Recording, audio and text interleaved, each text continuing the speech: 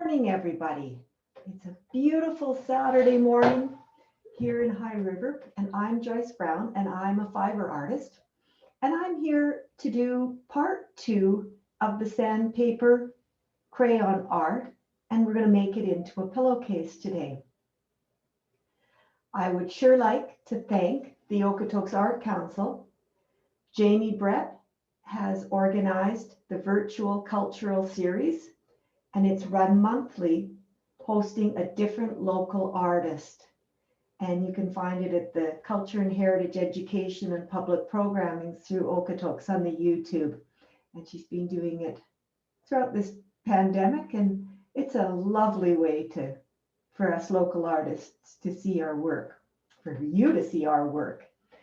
Anyways, I would love to show you a quick recap of what we did in the first class, if you're just joining in for the first time, so you'll know to follow along. Some of you may have bought the kit from the station, the art gallery.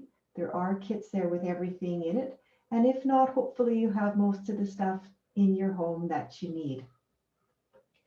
So I am going to change you over to a different camera view, and I'm going to show you how we got started. So, sandpaper crayon art.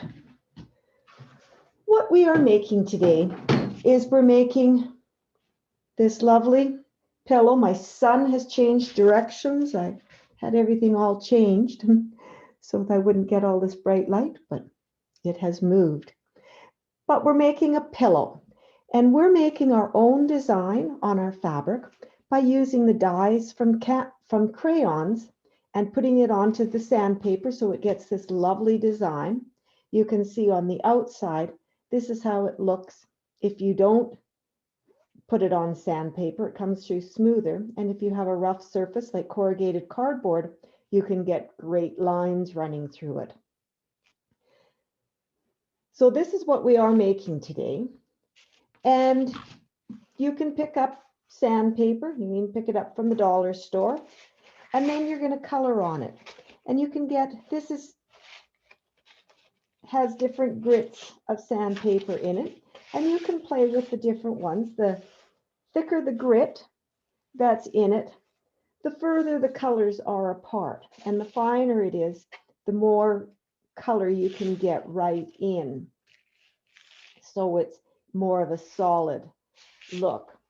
But basically, you just take your crayons, peel back your paper, and you color. Now I've shown that you can draw lines with a pencil, and these won't show because there's no dye in the wax that will come off. So on this one, I colored lots of the lines. And if you've used it once and you like that design, you can color it again and then use the same pattern again. So on this one, you have a piece of fabric, and if you got the kit,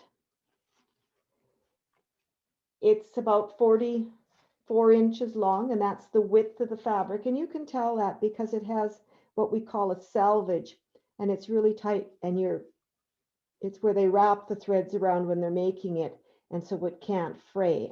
And I left those on so we didn't have to finish the sides.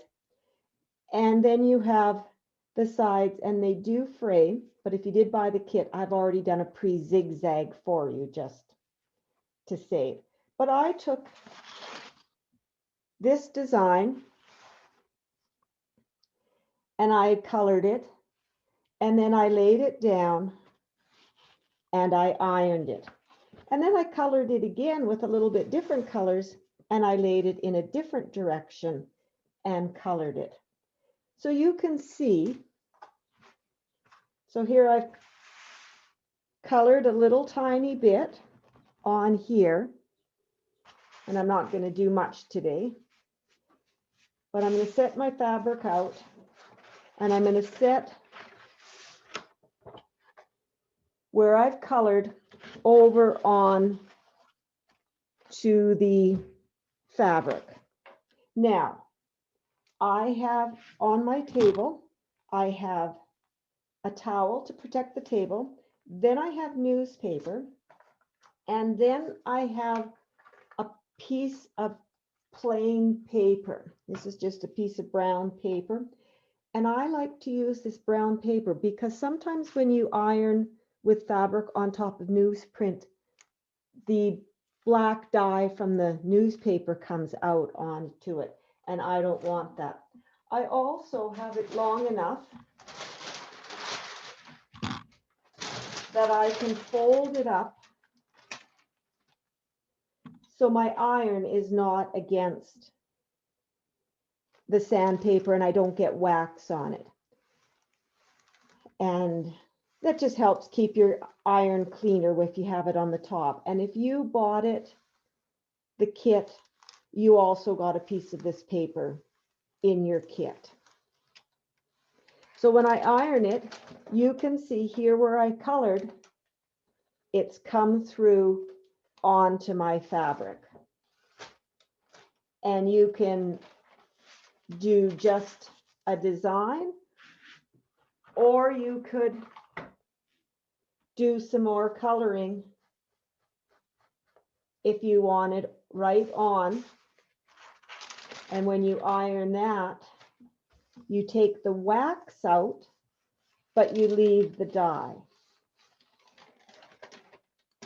But you can see the different look that you get with the dots from the sandpaper give such nice texture, or the flat of the straight crayons. So that is basically what we did last time. Now you want to make certain that you've ironed your piece with enough newspaper that it's soft. I mean, it's never going to be as soft as the fabric, but that you've got the wax out of it. You don't want the wax in it. And so what I do with that is I put it back in between my fabric. I add some more newspaper to the top. And if there's any wax, it will come out into the newspaper. And you can see there's a little bit. The clear is coming through. Now you want to do this ironing in a well-ventilated place. So that's why I am down with this light coming in my big window. I'm in my porch, and so I have my big window open because it is quite stinky when you're melting the wax. And if you don't have a room that you can do it in, pick a nice quiet day and go outside and iron it outside. And you can see all that's come out into the paper and some that's even come on to the newsprint now. So when you have it all ironed out, we're now going to look at it to put it together. So I'm going to change the camera angle around.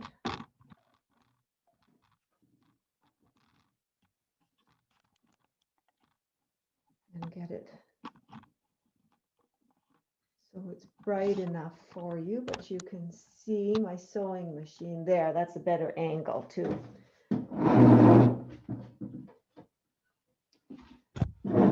So we have this big long piece of fabric that you have, and we need to put it together for a pillow.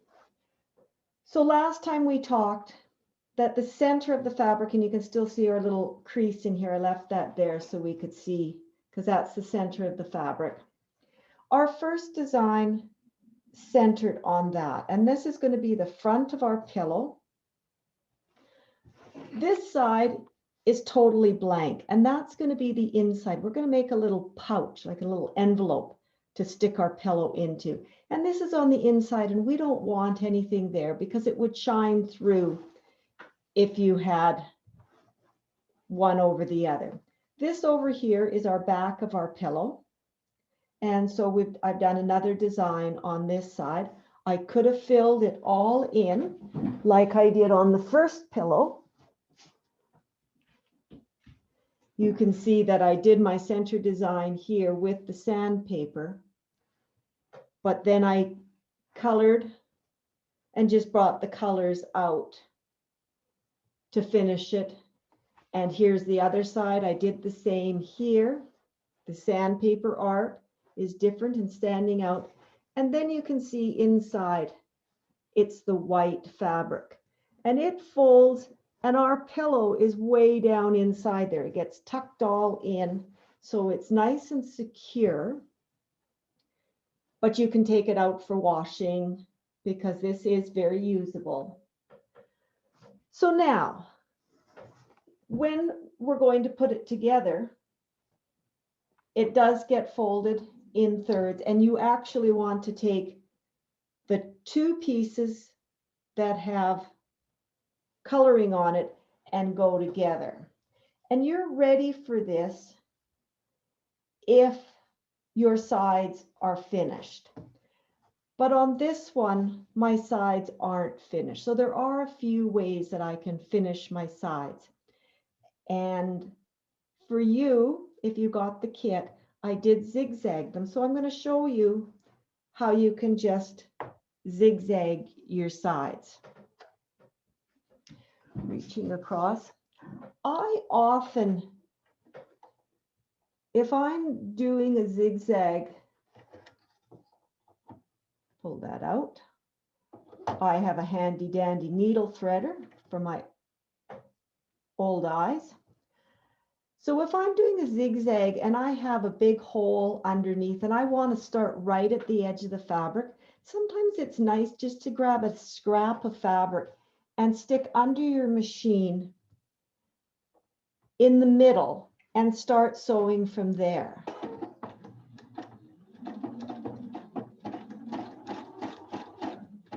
That way you don't get your fabric stuffed down the edge or into that little hole, which can be really frustrating. So on this one, I'm going to come and I'm going to go right up the edge. So I have a foot on that is wide enough, and I have my machine set to a zigzag stitch. And because I'm doing a pillow with these ends will be loose, I'm going to sew on, and then I'm going to sew backwards a few stitches,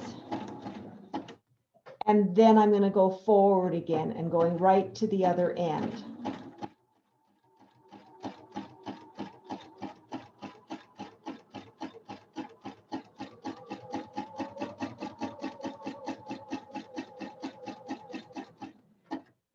And you can see that I'm keeping my zigzag as close to the side as I can, because when I make my seams, I'm going to want it in what's called the seam allowance. So it's on the inside and not showing. You can also see that when I sew, my hands are in front and to the side of the machine. My hands are only the guide to keep everything running straight. I'm just the guide to move the machine or move the fabric.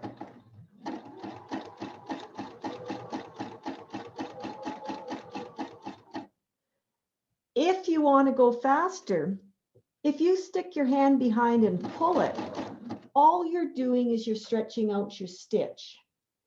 And if you want a different size stitch, then you should adjust your machine to have a longer or shorter stitch. The way to make your machine go faster is to push faster on your presser foot.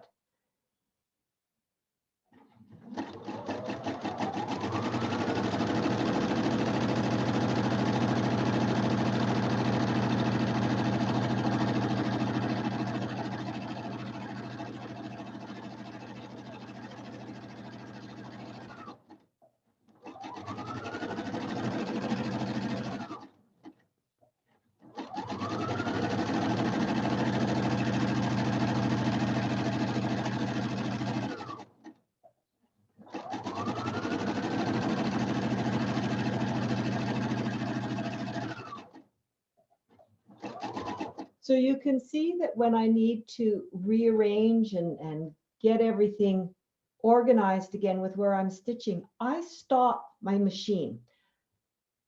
Keeping sewing and having my hands off the fabric means that it's going to wander all over and I don't have any control of it. So it's better just to stop sewing, lift your foot off the presser foot, rearrange, get everything straight and how you like it, and then start sewing again.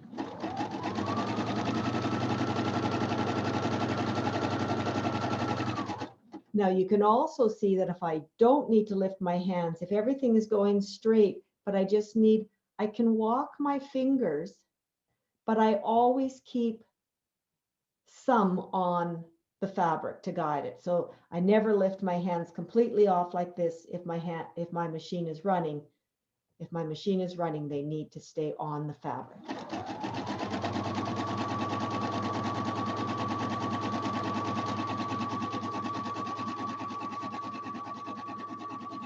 So I'm getting close to the end, and this is where we lose our concentration many times.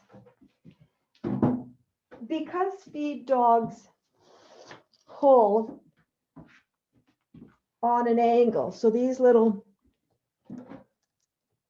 feet underneath their little grid, I'll show you here in a moment when I'm done, they pull the fabric and they move it. That's what, and they move it as fast as you've set your machine, but they do move it on a little bit of an angle. They don't go completely straight, and that's why you always need to guide things. But when we come to the end of our fabric, we often go, oh, I'm done. Okay, and you lose concentration, and then your stitches veer off in one direction or another. It also gets harder to hold your fabric. So I'm in here, and you can see my fingers are getting really close, and I may not want to have them that close and risk having that needle sew through my finger. So then you can use something to guide your fabric. And I do know people that like to use pins, or there's metal guides that you can buy. I don't like using metal because if my needle hits it, if I'm guiding it when it gets really close and it's going in and my needle hits it, I run the risk of breaking my needle, throwing my machine out of calibration. So one of the best things that's often in many homes, or you can pick up from the dollar store, is you can go and buy the little wooden skewers that go on that you use on the barbecue for kebabs. And those wooden skewers, they have a nice point that will fit in and help you guide. They also, if the needle hits it, the needle will just sew right into it and dull your skewer, but it's only a cheap little skewer. The other thing that I'm going to show you for fun that I love is this is a porcupine quill from Africa. Very different from North American porcupines. Our quills are very short with a lot more barbs. These don't have the barbs in them that get stuck in our skin and but they're huge. And I guess they have a lot bigger animals. They have to worry about the lions and everything over in Africa. So a porcupine quill is made out of the same material that our fingernails are made out of. And so just like something can go through your fingernail, you can actually, if this gets caught under, it will just sew right into it. It won't break. But this one end is very sharp, and it will hold my fabric really nicely, so I can keep my fingers out of the way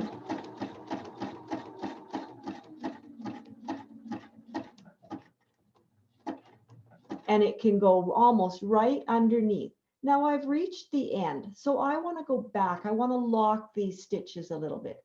So I'm going to back up just a few stitches, and then I'm going to go forward once more and sew off the end.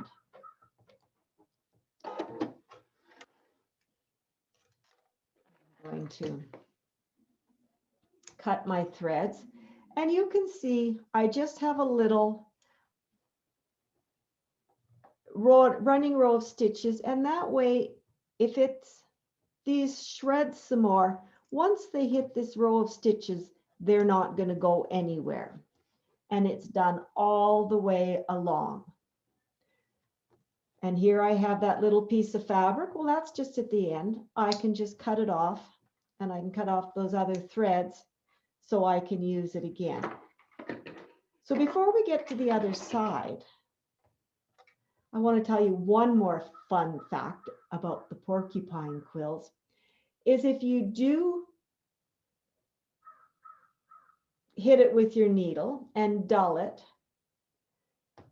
you can take an emery board like you use on your own nails, and you can sharpen it again. So these are lots of fun, and just for fun, if you're looking for a unique present for somebody, I do order them in from Africa and basically sell them for the same price as I get them in there. They're a great little fun. So I think I pay $10 a piece for them. So if you're interested in having something a little bit different and unique from Africa, these are imported from South Africa, and porcupines over there do lose their quills. They don't have to be dye or anything else. Anyway, back to our pillow. No more side trips to Africa, though I would love to go back. So we can zigzag it first, and then we can stitch it, and we can stitch it a straight stitch by machine or by hand, which I'm going to be showing you. Or we could do our straight stitch, and I'm going to do this one the other way, and we could do our zigzag second. So if we're ready to sew our side, we want our right sides of our pictures. Maybe I should get it over to our right sides where they're nice and bold. So here we are. Our right sides of our pictures, we want folded together, because once this is turned, we're going to want that part showing. And our plain piece is going to be folded on top. So we're in thirds. So that means we have 3 pieces, almost all of equal length. This one's not quite going. I've just left it a little bit.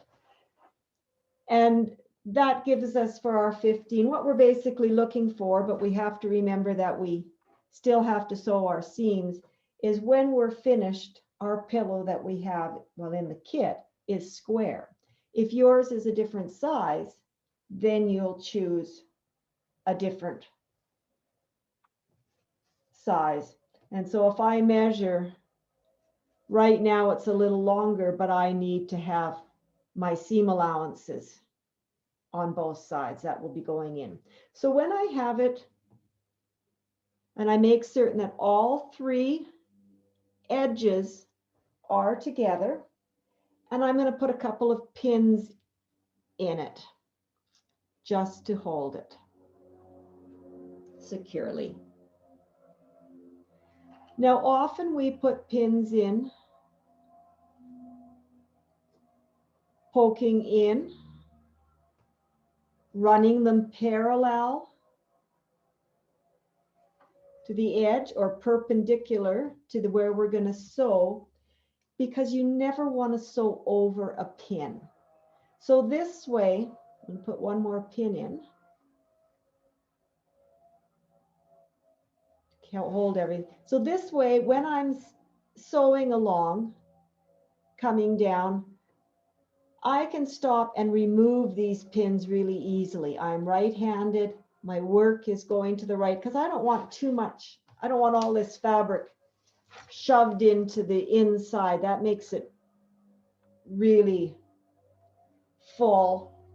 And I do need to shove my pins back in before I do this.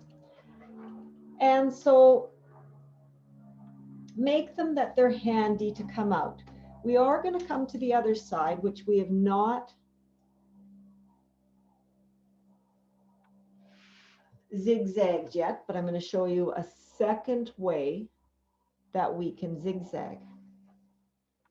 So once again, we're making certain that all three, the raw edges are lined up.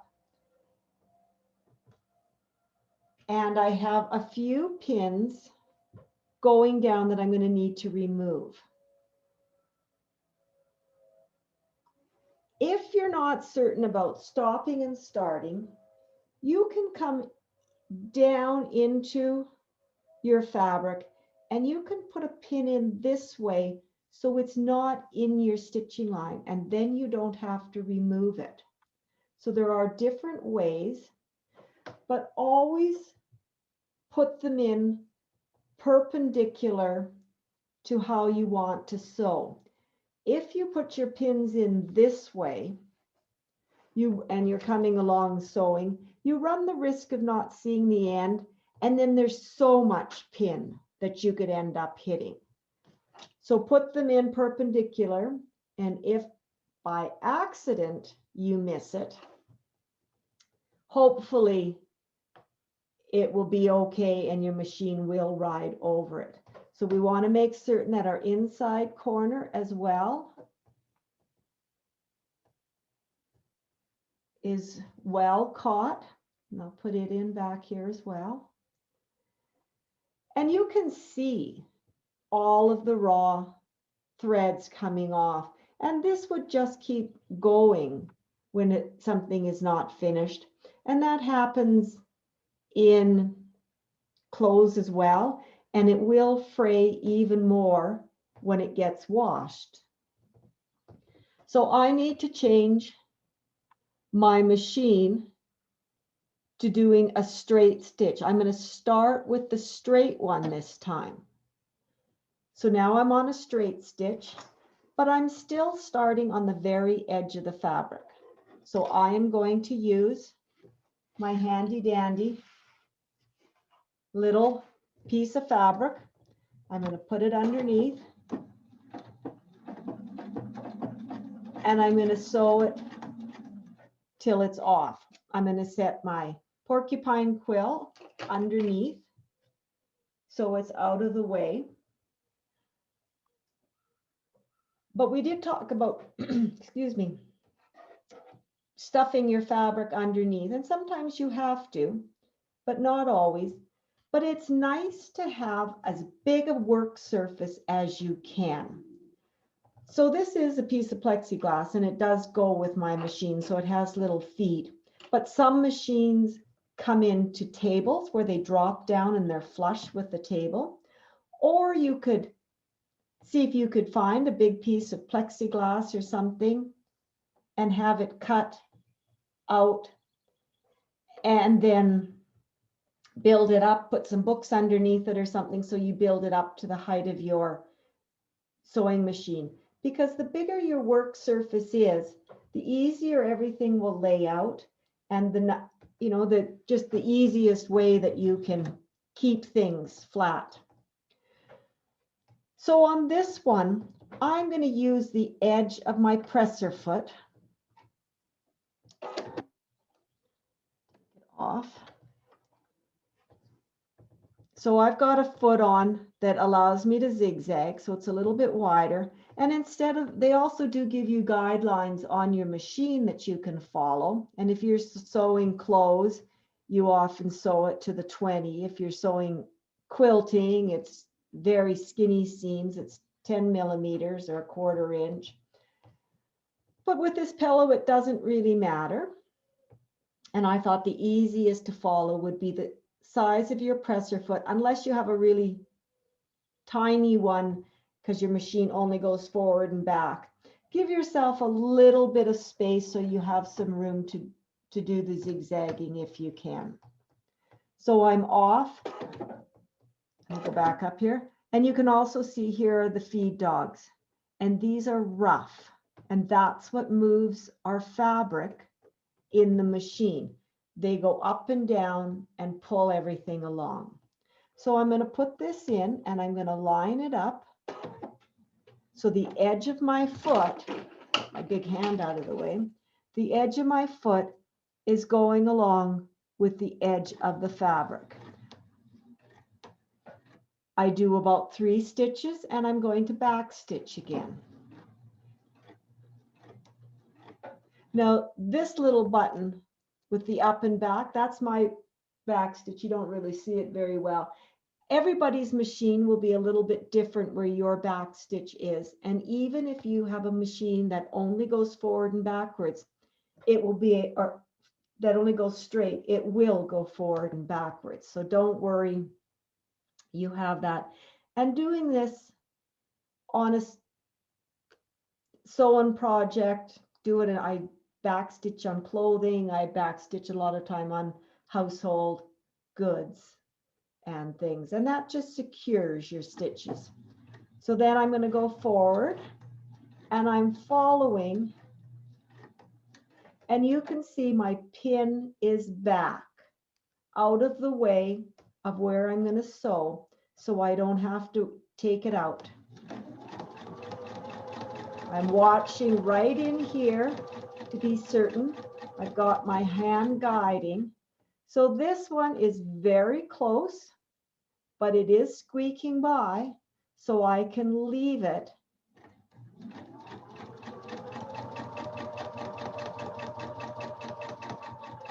Now this pin, can you see how it's under the foot?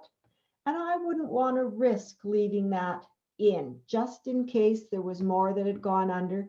So I would stop the machine, I would remove my pin, put it back in my pin cushion, and then continue on.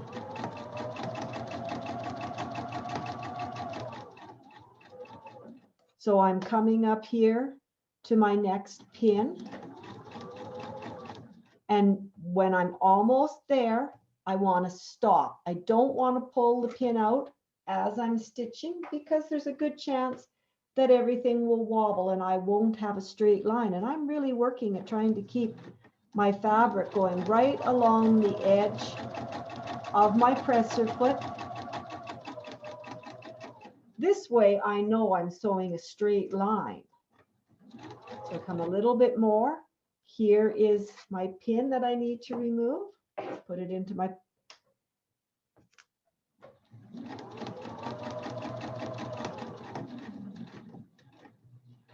You can see I slow down as I reach the end. Don't sew off of it right now, or just go right to the end. Push my reverse button, sew back a few stitches, and then sew again forward. And this time I'm going to go right off the fabric. And you can see white on white's always a good trick. You can see that my seams are lined up right on top of each other. I haven't wobbled them anywhere because they're catching. Now that I've done, I can remove these last 2 pins and put them in my pin cushion. And I can cut off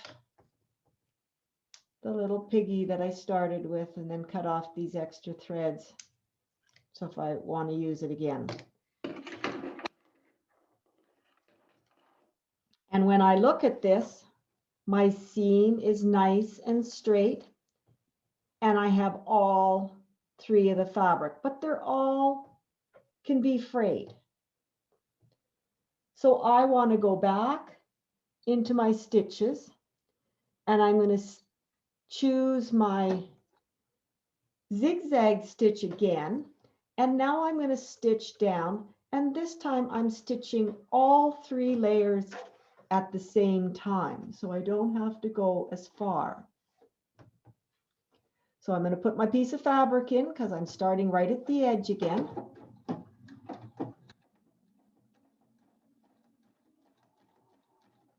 I double check that I'm doing the correct stitch. Just move my chair up a little bit. And when I reach the end, I'm going to go in this little space between my seam and my edge. And that's why I needed to leave a little bit of room, but I don't need too much. I just need just enough to hold the zigzag stitch. So once again, I'm going to do a few stitches and then I'm going to back up. And then I'll go forward again.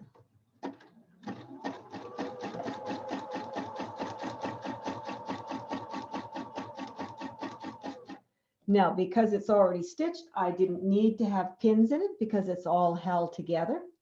I can use my fingers or I can use either end of my poker. So you could be using your porcupine quill or you could be using your wooden skewer, which has a nice little point on it as well. If you need to a little bit more push, the brown end is pointier. And I'm making certain, you can see now my fabric is just inside or just under the foot. So I'm going in this is the seam allowance.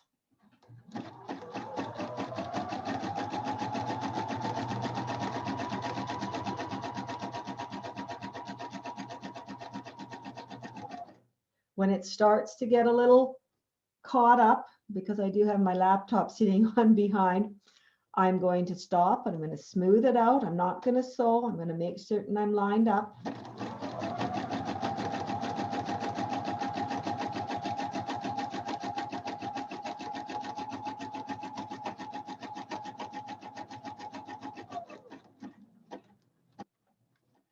I reach the end and I back stitch. Then I go forward and I stitch right off the end. Lift my presser foot, pull it out, and trim my threads right now so I don't have to worry about coming back to do it later. And you can see now that we have a row of straight stitching and a row of zigzagging. And once it's this little bit of fraying has happened, as soon as it hits one of those stitches, it will stop fraying. So I could come back in and just trim these threads off to clean it up a little in here.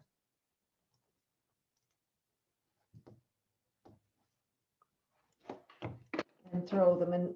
We can repin this. Let's just do a little peek at what it looks like on one side. And then you can know if you're doing it right. So if we open it, we would go into the corner and push out our corner. And there we have one, but we still have our two sides. So we're going to push this one out and around as well.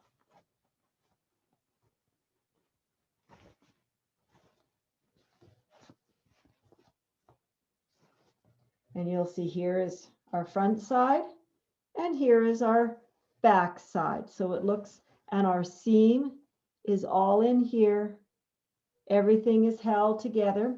We didn't need to do the end seams because this is our selvage. As I said before, that's when they make fabric, the one threads get put on in one direction. That's called the warp, and the threads, so they would go this way, and another single thread comes and goes up and down all the other threads in here and wraps around the edge, goes back, wraps around the edge, comes back. So there's no raw threads, loose threads over here. That, I mean, you don't want it, it would, in clothing or in quilting and things, you don't always want to use it, but something like the end of a pillow, it works perfectly fine. So I do know now that this is perfect. I've got this on the right side. So now I'm going to turn it back so my seam is showing.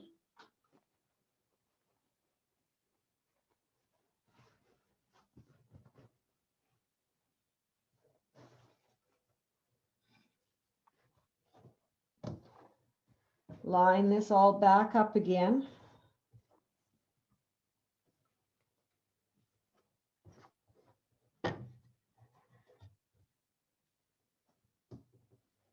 And now I can put my pins in once more into this zigzag side.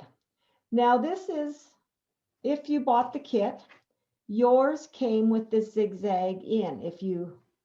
And you may have wanted this if you don't have a sewing machine and you're saying, but I don't have a big machine or even a little machine. What am I going to do? How can I finish this? Well, we can sew it by hand. So I do like some pins, or you can use clips, or if you don't have pins, you could go and get some little tiny paper clips and put on, anything to hold it, so you don't have to worry about keeping all your edges lined up. Then you need to get a needle and thread, and if you got the kit, you have a needle and thread in your kit. And I've got mine threaded and it's here. Now, you need to put a knot on one end. My favorite way of making a knot, and since this is on YouTube, you can watch it if you want, is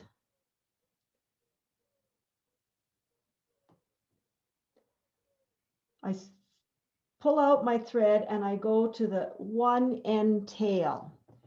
And I put that tail beside my needle, pointing down towards the end. And I hold that thread in between my needle, so it's held there. And then I can do a couple of wraps around the needle. I then grab those wraps nice and tightly, and I pull my needle and all my thread through, being careful not to get knots, right to the end, well, except for the one we want. And I have a nice little knot at the end of my thread. And I'm just going to cut off the little end tail, and then I have a knot right at the end. Now, sometimes your thread is really kinky, like this one is, and you worry about it getting tangled as you're stitching. If you have some beeswax, you can just take and lay your thread on top, put your thumb on it, and just pull it. It gives a little tiny coating of beeswax, which won't hurt it. Will come out. You can see the little line. And that makes your thread a little bit firmer. Now, if you don't have beeswax, what about a birthday candle? Do you have a birthday candle in your house? Same thing. Put your thread between the birthday candle and give it a little pull. If you were going to do an awful lot of sewing, there, it's made its way right into the candle, which is fine. If you were going to do an awful lot of sewing and you really needed to wax your thread all the time, I would suggest buying a little bit of beeswax, and we have lots of great honey mills in and around this area that I'm certain would sell you a little piece of beeswax, or you can get it. I think Michael's probably sells it, or other stores, because the beeswax is pure and it's a natural product. Birthday candles are an oil product, paraffin wax, so they're not as good for your fabric that if you were making something, some keepsake that you were hoping you'd be able to hand down for generations. But on something like a pillow or to do something, they work just as well. A birthday candle, another type of candle, anything. And you can also often pick up a candle. Well, birthday candles you can get cheap from the dollar store and things, but often garage sales will have them. So now I have this all sewn. The zigzag is done, or not. Maybe you just don't have a machine at all, and this is still a raw edge, but we're going to come in a little ways into the try putting there, that might help show this a little better. Move you in there. So I'm going to put this in, pull it through the fabric, and I'm going to do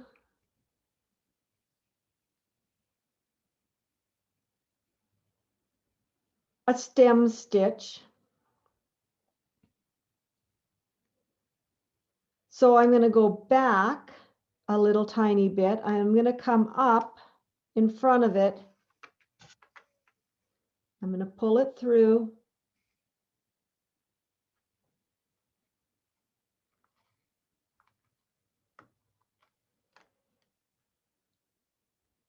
Well, the back stitch. It's back stitch on one side and stem stitch on the other. I'm going to go back in where I was, and I'm going to come up ahead. And I'm going to have the camera in the way, so I'm in a very awkward angle with my hand.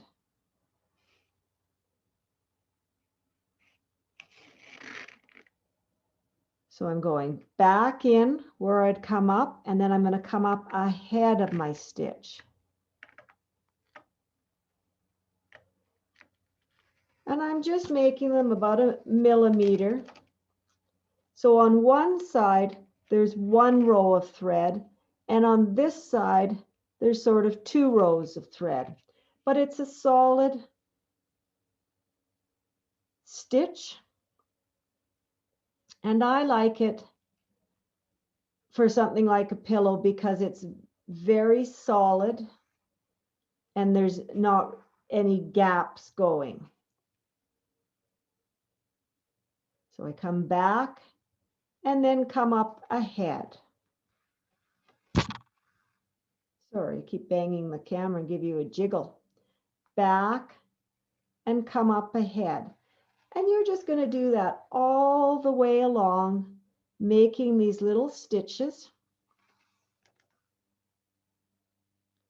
When you come to your pin, you can remove it, put it in your pin cushion or your paper clip or whatever you have to hold your fabric together, and you're going to keep going. And look at that, still have a twist. Now so 1 row you are going to do all the way along on this stitch if you don't have a zigzag. On the 2nd row inside, you're going to do what's called a running stitch, and that's just going to stop any of the tangles. And so I'm just going to go from here and show you a running stitch. So it's just down, up, down, up. You can do them one at a time, or you can do them a few. Push your needle through.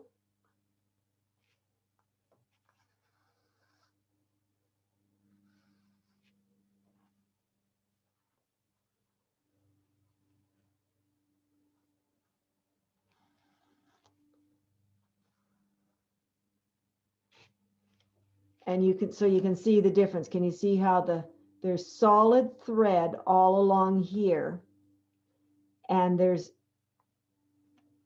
just up and down on this side.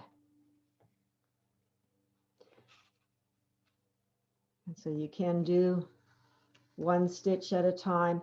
And I would do one, if you have no machine at all, and you have your own fabric, so it has not been zigzagged for you, do 1 row from top to bottom of the back stitch and 1 row of the running stitch. And this will give you a very secure side all the way along. So we'll go back. The back stitch is you step back and then forward, back and forward.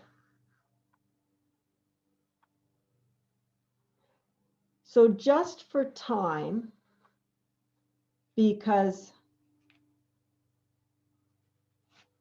I'm going to cut it off here, and I'm going to machine stitch the rest of it just so I can show you. But how do we finish it? We need to make a knot. And half the time, if I just try and make a knot up here, my knot's way and I got all this loose thread. So what I like to do is I take a little tiny baby stitch into the seam allowance. I'm just picking up 2 or 3 threads of my fabric.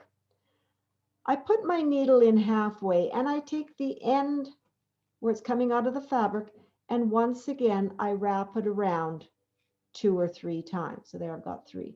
I'm going to hold it, and then when I pull my needle out, my needle is running through these stitches. I keep my finger on it so they stay down.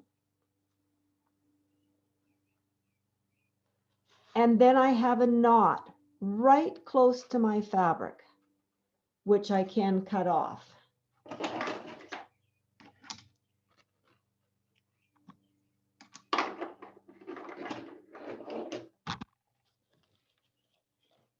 And you would do that 2 rows all the way, but just for time, because I'd like to show you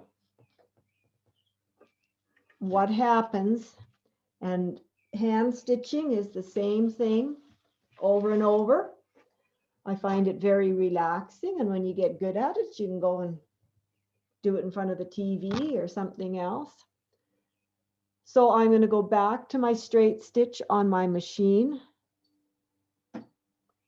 I'm going to use my little piece of fabric, bring it up, and I'm going to bring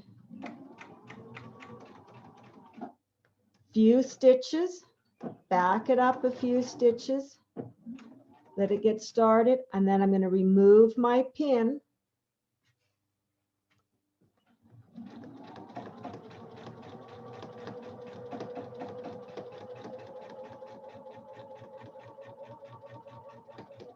I need to stop, remove my pin. That wasn't a very good pin. I had a bend in that one.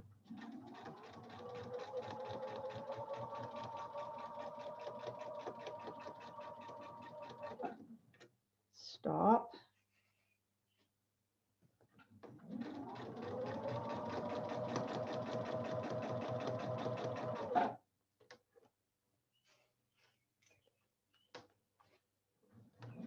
And I'm just going to sew it till I meet up. So I'll back stitch. And that way, when I open it, I can show you what both stitches look like. Lift my presser foot. I need to cut my threads on either side and cut off this piece. So now it's a 2-part step. I'm going to take the inside and I'm going to fold it back. I'm going to get right into the corners to turn them. I'm going to get over to the other corner and I'm going to turn it and pull it all the way through.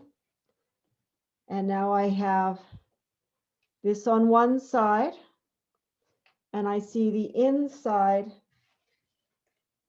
of the fabric. So now I need to take the back piece and I need to go right into the corners of it. And I left, it goes a little bit further than this inside of this back, so it does go on. I'm going to push it right through. I'm going to go to the other corner. And it also has, I'm going to push it through, and then I can turn my whole pillow inside out or right side out.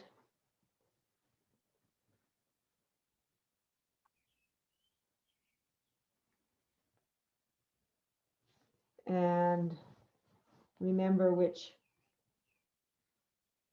corner.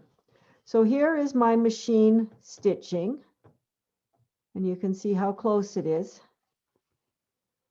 Down here, here's the running stitch.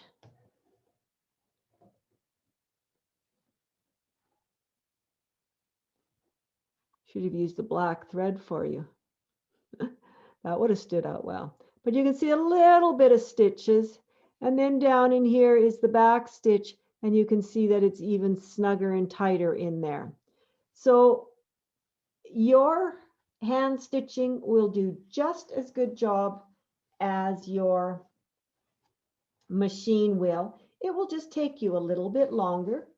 You can go sit outside in the sunshine and enjoy the day.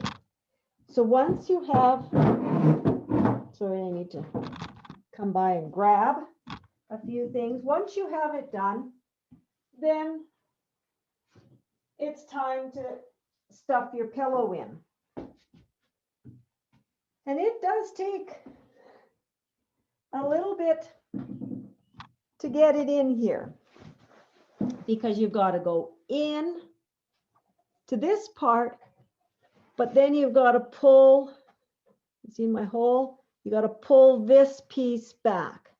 But so you don't want to be too rough, because you don't want to tear your fabric, but it is only fabric, and your pillow is only fabric, and you have a pillow that looks exactly like this one if you got the kit.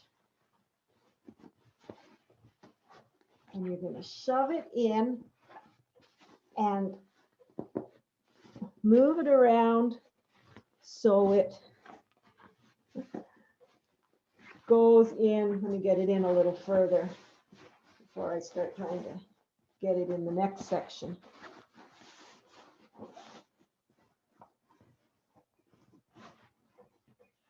I usually stick it down on my lap, so I'm all confused.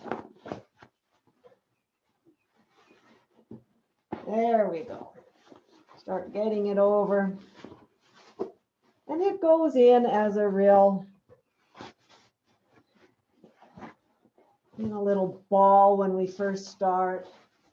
But that's okay, because we can play with it and get it laying out. Find the corners of your pillow and squish them, and the same down here. Find the corners, and then I give it a nice little wiggle and shake until it all pops out, and you end up with your design on a pillow. Now, before you take off, I would love to share a few more things that you could do with this if you don't want to make a pillow. You could buy a nice white t-shirt, and I know or any light color, white or light, and you could iron your sandpaper art to the back of a t-shirt. What you need to remember though is you need to put your cardboard and your paper inside the t-shirt so you don't get part of it over onto the other side. So grab a piece of cardboard. You could even use the cardboard from your sandpaper that package came in, slide it in, and make certain it's underneath where you're wanting to line up your piece of art. Actually, here's my sailboat that I did. So here I did it, and I left a lot of it quite light. Put it over, and then the same thing, give it an iron, and you have a one-of-a-kind Your Art t-shirt. You could also pick up a set of pillowcases and decorate the one end so your pillowcase look nice. You could get a bag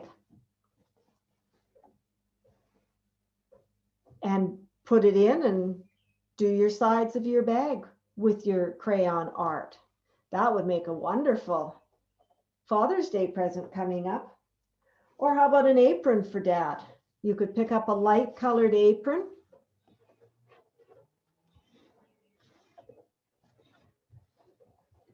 Maybe put a picture up at the top.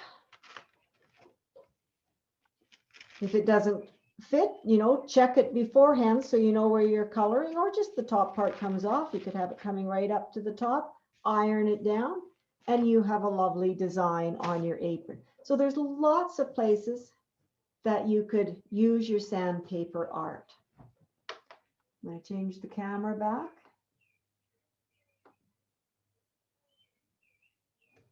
So I would like to thank you so much for joining me on this journey of stitching your very own pillow. I hope you enjoy it and you can use it, and it is washable. Once this is, you've pressed it so it's all the dye is in here and it will stay. I don't think I'd wash it with my white fabrics to start with, though, that some of it might bleed out a little bit. Once again, I would so like to thank Jamie Brett and the Okotoks Arts Council for sponsoring this. I've had so much fun with you over these 2 classes doing this project. Once again, my name is Joyce Brown. I do have a website, joycelbrown.com. I'm also on Facebook, Joyce Brown Fiber Creations, and Instagram with the same name, Joyce Brown Fiber Creations. And I do lots of traditional and art quilting, and love to have you check out my work. Thank you so much. And thank you, Jamie Brett and the Okotoks Arts Council. And don't forget, everybody, check out all of the local artists at YouTube and see what has been put on. Goodbye, everybody. It's been a pleasure.